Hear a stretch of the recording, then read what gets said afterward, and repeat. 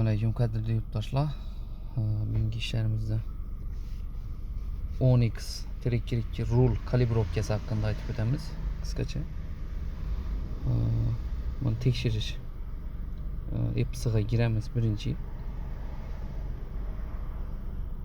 Kod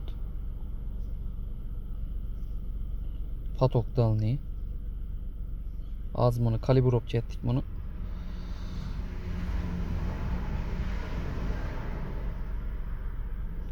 Bir gradus üşür. İşte bina 3 gradus, 4 gradus, 6-7 gradus şimdi hata yatadı. Rolunu doğrulap koyganlarınızdan. Şunu keyin kalibre opke etip vermeyince bir yana alıp yatadı rol. Az biz yine kalibre opke kıldık bunu.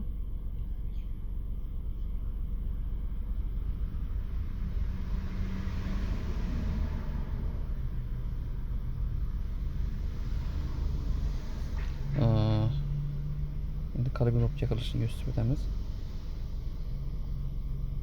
Spesialny funksiyaya giremiz. Kalibre opke rule upravlение.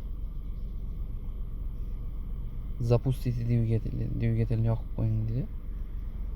Rule'a değmezsen dedi, ortada koyun dedi. Bakın dedi.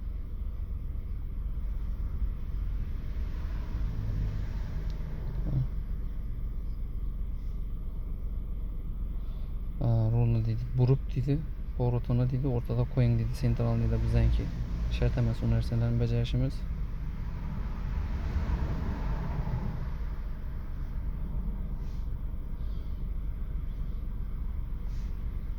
Bo'ldi. Kalibrovka bo'ldi.